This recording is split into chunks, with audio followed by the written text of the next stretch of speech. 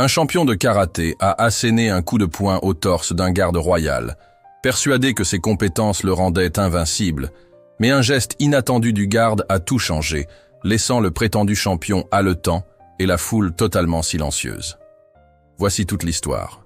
Avant d'entrer dans les détails, dites-nous d'où vous regardez et restez connectés pour découvrir demain une nouvelle histoire de courage et de discipline du côté des gardes royaux. Devant le château de Windsor, la foule s'écarta.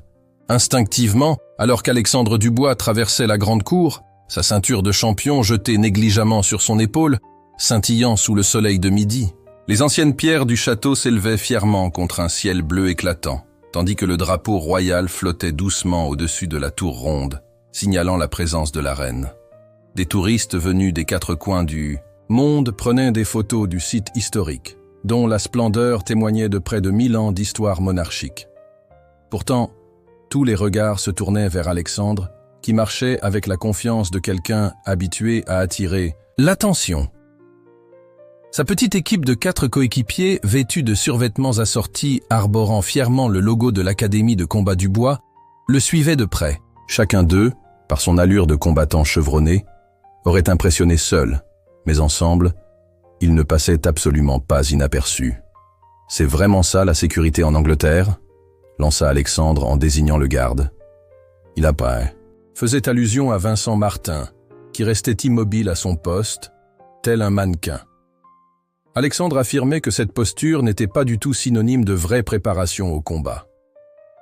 Alexandre avait bâti sa réputation au fil de 15 années de karaté en compétition, remportant 7 championnats nationaux et 3 titres internationaux. Son style avait été présenté dans de nombreux magazines d'arts martiaux, et beaucoup le considéraient comme le compétiteur le plus précis techniquement de sa génération. Les sponsors affluaient, et sa gamme d'équipements d'entraînement générait des millions chaque année. Son dojo en Californie s'était étendu à 5 établissements le long de la côte ouest, promettant d'enseigner des techniques de combat pratiques plutôt que des traditions désuètes. Les célébrités et athlètes professionnels payaient le prix fort pour des cours particuliers, espérant apprendre les méthodes qui l'avaient rendu presque invincible en tournoi. La médaille d'or accrochée à son cou, scintillant à la lumière, rappelait sa victoire récente à Berlin, où il avait battu le champion européen en moins de 2 minutes. « Regardez cette posture », continua Alexandre en tournant autour de Vincent avec l'œil affûté d'un combattant expérimenté. La position du garde est complètement déséquilibrée. N'importe quel artiste martial compétent pourrait le mettre à terre en quelques secondes. Plusieurs touristes reculèrent, ressentant la tension dans les mouvements d'Alexandre. Une famille japonaise retira silencieusement ses enfants, tandis que les parents échangèrent des regards, désapprobateurs. Sans paraître remarquer ni se soucier des critiques, Alexandre continua son évaluation. « Hé, Marc, filme ça !» cria-t-il à l'un de ses acolytes, comme s'il préparait du contenu éducatif pour montrer aux étudiants comment ne pas se tenir en situation de combat. Pendant ce temps, Vincent restait immobile, les yeux fixés, droit devant, en parfaite concentration.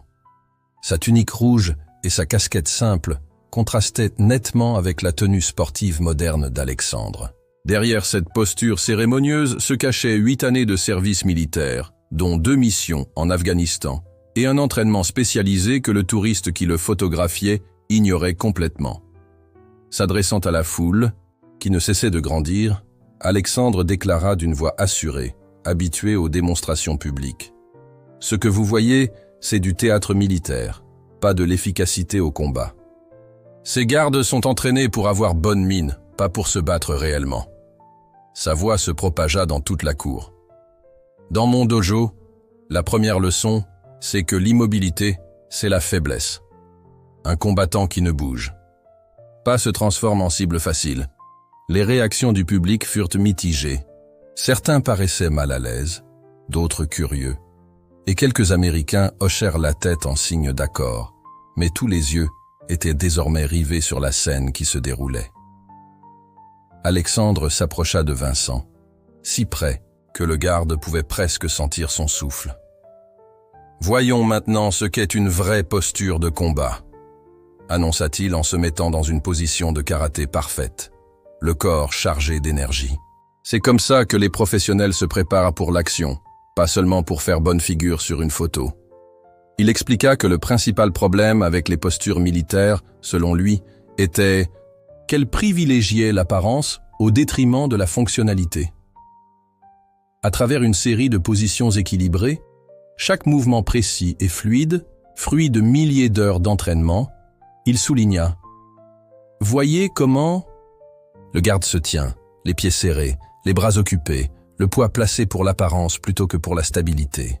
Alexandre fit de nouveau le tour de Vincent, analysant sa posture avec un regard expert. Dans une situation de combat réel, cette position aurait pu lui coûter la vie en quelques secondes. Ses coéquipiers se regroupèrent en demi-cercle, derrière lui, formant une sorte de scène improvisée qui séparait Vincent du reste de la foule. Le plus grand de ses partenaires, un poids lourd prénommé Jean, commença à filmer avec une caméra professionnelle, tandis que les autres se plaçaient stratégiquement. « Chaque champion sait que la posture est la base du combat », déclara Alexandre, avant de réaliser un coup de pied, avant parfaitement exécuté, qui s'arrêta à quelques centimètres du torse du garde. « Sans une bonne base, tout votre entraînement ne sert à rien. » À cet instant, un agent du palais, vêtu d'un costume sombre, s'approcha prudemment et déclara d'un ton neutre. « Monsieur, je vous prie de garder une distance appropriée par rapport au garde royal. » Alexandre réagit avec un sourire exagéré. « Je fais simplement une démonstration pédagogique. Comparer des techniques de combat efficaces à des postures militaires dépassées, » expliqua-t-il en exhibant sa médaille de champion. « Je suis Alexandre Dubois, triple champion international. Je suis qualifié pour juger de l'efficacité au combat. » Malgré ces explications, l'agent insista sur le respect des règles concernant l'interaction avec les gardes. « D'accord, répliqua Alexandre en levant les mains en signe de reddition simulée. « Je reculerai, mais mon point reste valable. » Il reprit la parole devant la foule. « Ce qu'on ne vous dit pas dans les brochures touristiques, c'est que ce matériel cérémonial n'a rien à voir avec une vraie capacité de combat. C'est juste une tradition, pas un entraînement. » Un homme plus âgé, vêtu d'un costume en tweed, observait la scène avec inquiétude. Stéphane Lefebvre, ancien lieutenant-colonel ayant servi 30 ans dans la marine royale, avait reconnu la dérive dangereuse de cette démonstration. Son visage restait impassible, mais ses yeux suivaient chaque mouvement, avec une précision militaire. « Vous savez comment on appelle cette posture dans les arts martiaux ?» poursuivit Alexandre, ignorant l'avertissement de l'agent. « On l'appelle la posture de débutant, debout, les pieds joints, le poids centré, les bras occupés plutôt que prêts à défendre. » Il montra ensuite une position défensive, avec les mains levées, parfaitement conforme aux techniques de combat. Voilà ce qu'on appelle une véritable préparation au combat. 2 membres de son équipe hochèrent la tête avec enthousiasme. « Montre-leur la posture de compétition. »« Alexandre » lança l'un d'eux. « Ses gardes » continua-t-il, sa voix emplie d'énergie. « Ils sont entraînés pour l'apparence, pas pour l'efficacité. Ce sont des reliques historiques, pas des experts du combat. » La foule s'était rassemblée, attirée par ce spectacle.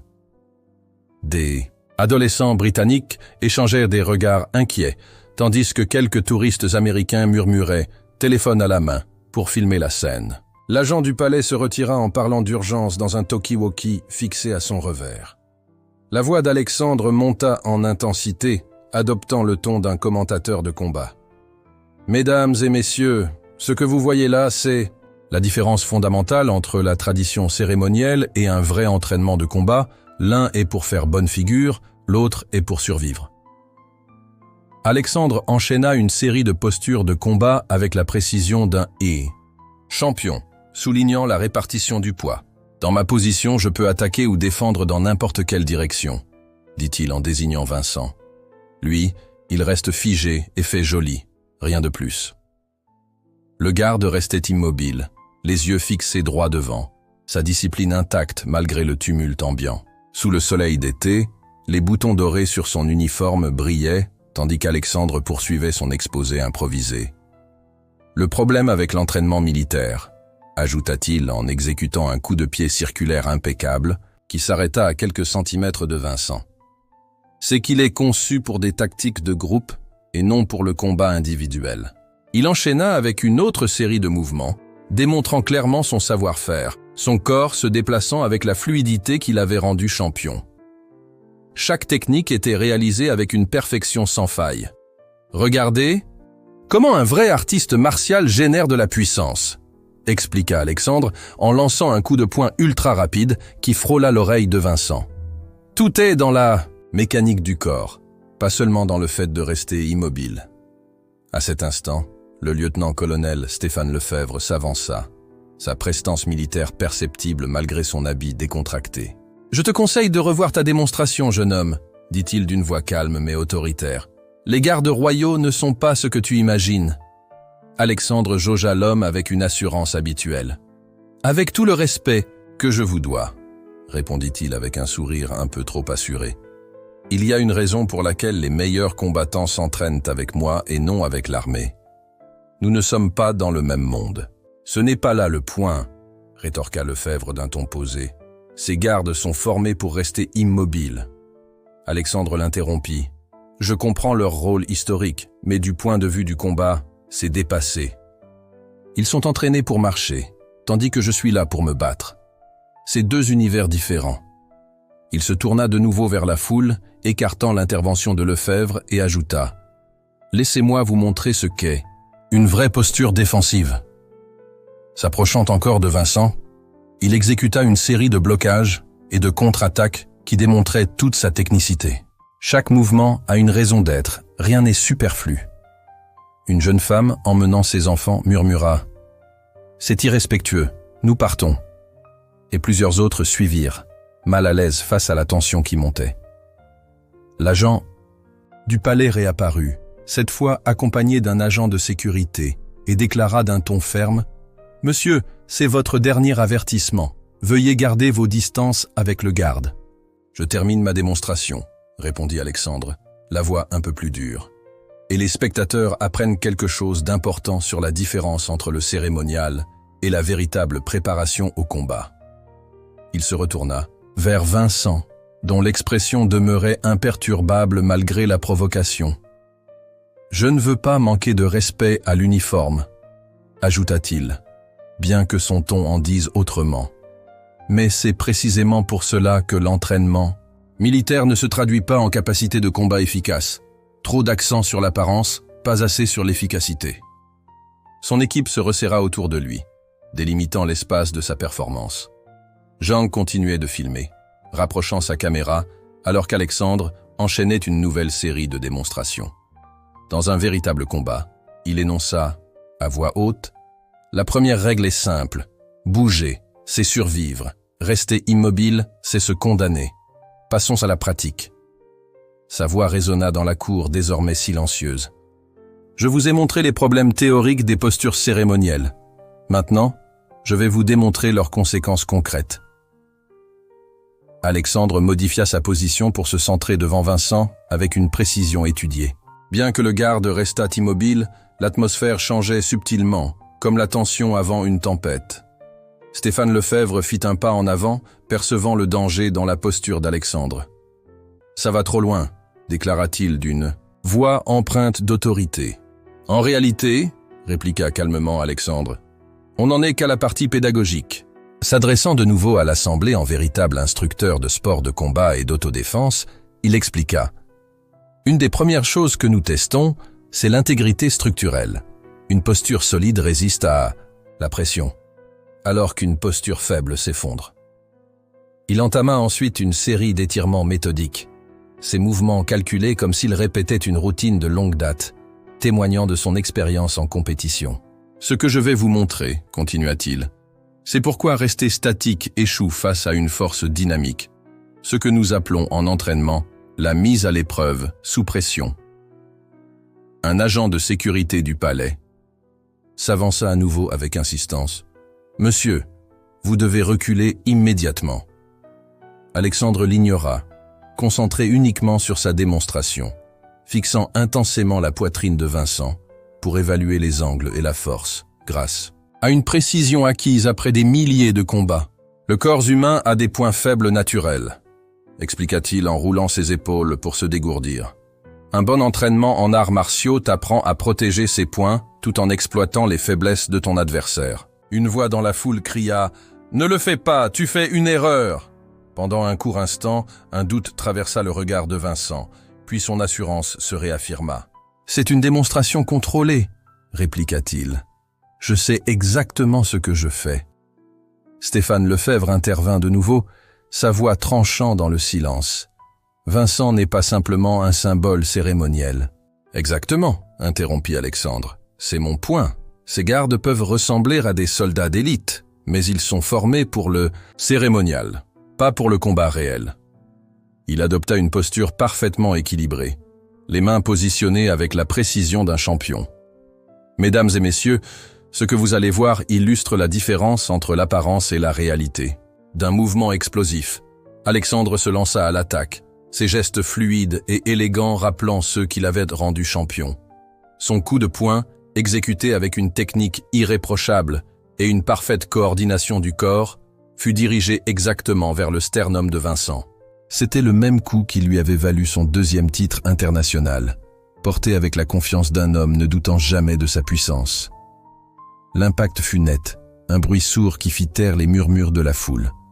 Le poing d'Alexandre heurta le torse de Vincent, la force se propageant à travers sa tunique écarlate et pénétrant son corps. Pendant un instant figé, rien ne se passa. Vincent resta immobile, seul un léger balancement de sa casquette et une fine trace de sang au coin de sa bouche témoignaient de la puissance du coup. Alexandre recula, un sourire triomphant sur le visage, déclarant aux spectateurs stupéfaits « Vous voyez, c'est exactement ce dont je parlais. Aucune réaction défensive, aucun contre-coup. » Mais ces mots s'arrêtèrent net lorsque, pour la première fois, les yeux de Vincent se tournèrent vers lui avec une intensité glaciale, révélant le regard calculateur d'un adversaire prêt à riposter. Le changement chez Vincent fut instantané et terrifiant. En un clin d'œil, il passa de l'immobilité cérémonielle à une précision qui faisait paraître les techniques d'Alexandre comme de simples balbutiements. La carabine cérémonielle de Vincent tomba en heurtant les pierres, alors que sa main droite s'élançait pour porter un coup parfait au plexus solaire d'Alexandre, avec une précision dévastatrice. Le coup n'était ni flashy, ni théâtral, mais l'exemple même d'une technique de combat pure, exécutée avec la force d'un homme habitué aux situations de vie ou de mort. Son coup ciblait un amas nerveux avec une précision chirurgicale, visant exactement le point capable de déclencher une réponse vasovagale, tout en perturbant la contraction du diaphragme. C'était exactement le type de technique interdit, en compétition à cause de ses effets incapacitants. Une méthode destinée non pas à marquer des points, mais à neutraliser instantanément une menace quand l'hésitation n'est pas permise. L'effet fut immédiat. Les poumons d'Alexandre se vidèrent dans un exhalement violent. Son diaphragme se mit à convulser sous l'impact précis du coup. Ses yeux s'écarquillèrent de surprise, tandis qu'il peinait à aspirer de l'air, incapable de reprendre son souffle. La couleur quitta son visage alors qu'il vacillait en arrière, son corps se courbant sous le coup. Les mains se portaient à sa poitrine comme pour retenir son souffle, son système nerveux peinant à comprendre ce qui venait de se passer. Vincent ne prit même pas le temps d'admirer son œuvre. Avec la même économie de mouvement, il s'avança et balaya les jambes d'Alexandre d'un coup sec.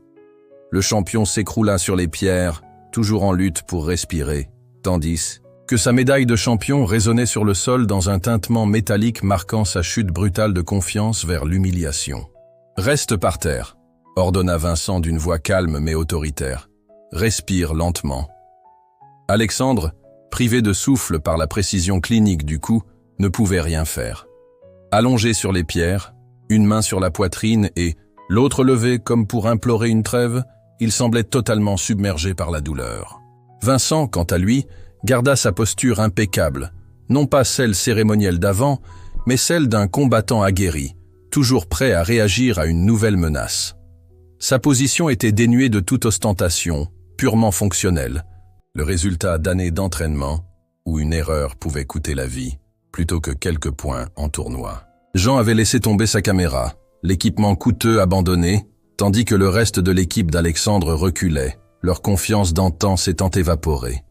L'un d'eux fit même un pas hésitant en avant, mais fut immédiatement confronté au regard intense de Vincent, le forçant à reculer les mains levées en signe de reddition claire. « La différence entre nous, dit calmement Vincent, sa voix destinée à atteindre Alexandre sans s'élever davantage, c'est que j'ai été formé pour neutraliser les menaces, pas pour marquer des points. » Les respirations haletantes d'Alexandre commencèrent à revenir, tandis que son diaphragme se remettait peu à peu de l'impact. Il tenta de parler, mais ne réussit qu'à émettre un faible tout rauque qui résonna douloureusement dans la cour, désormais silencieuse.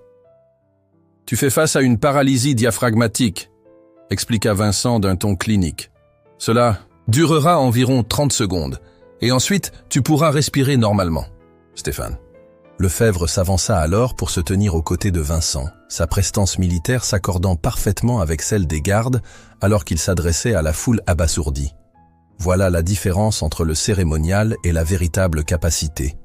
Ces gardes ne sont pas là juste pour rester immobiles, ils sont entraînés pour éliminer les menaces avec une efficacité maximale et une force minimale.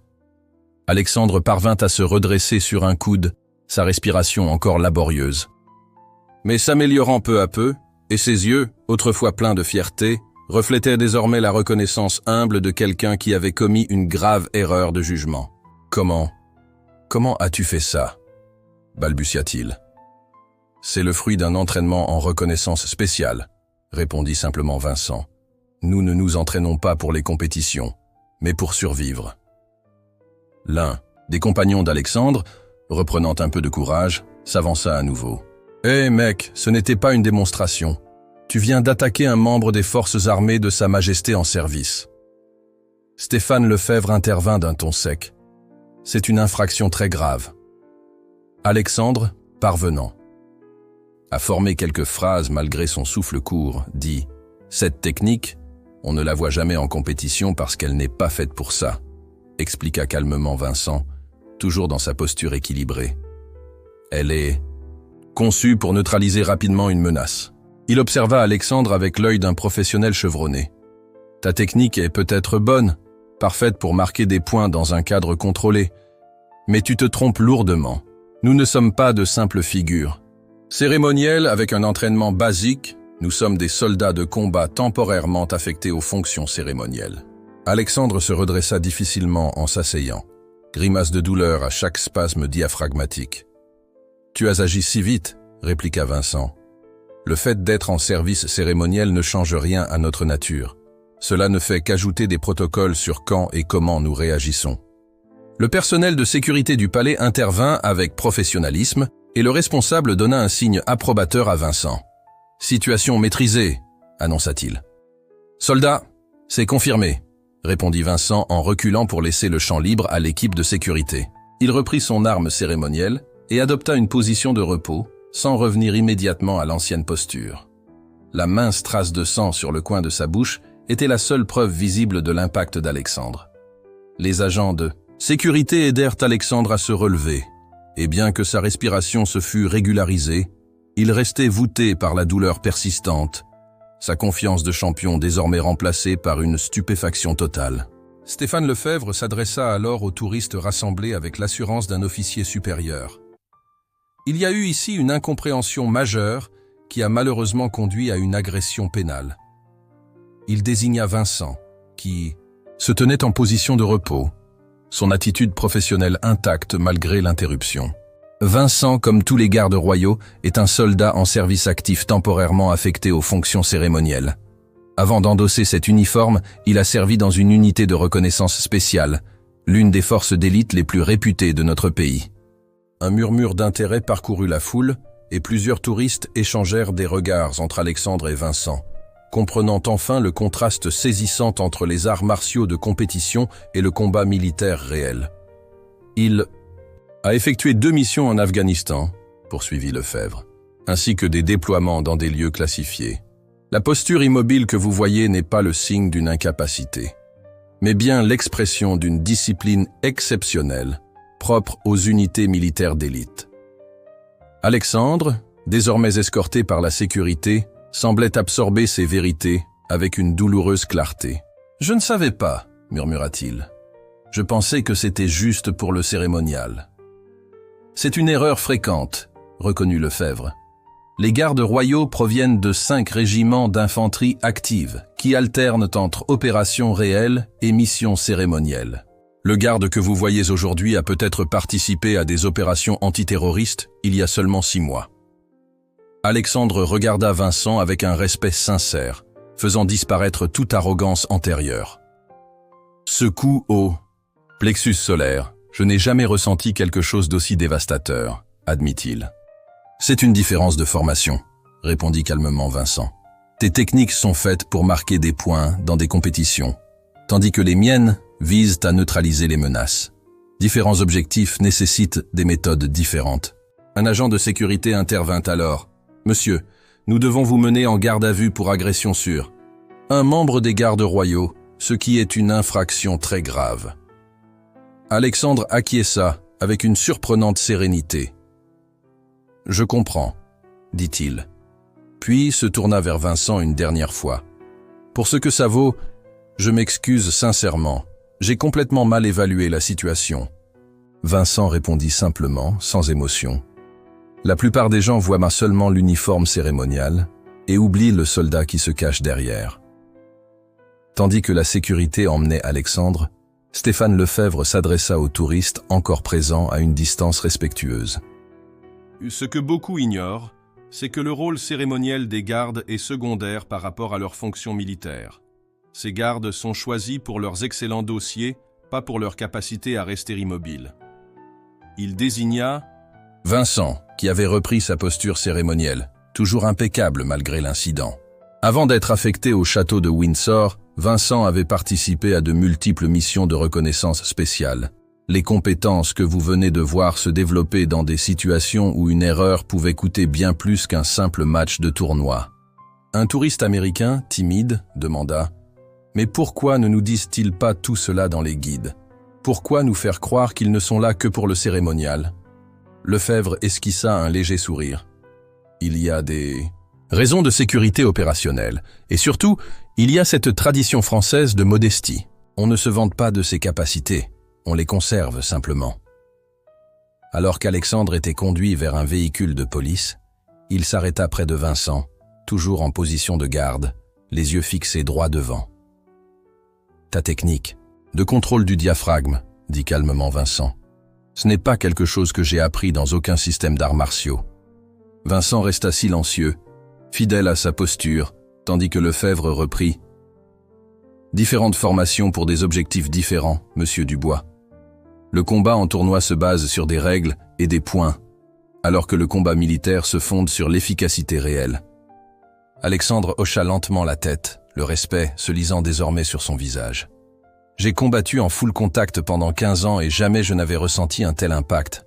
C'était, en un mot, parfait. » Lorsque le véhicule de police s'éloigna, la foule commença à se disperser, et les touristes s'approchèrent des postes de garde avec une attitude nettement plus respectueuse, expliquant en chuchotant à leurs enfants non seulement ce que faisaient les gardes, mais aussi qui ils étaient réellement derrière ces uniformes cérémoniels.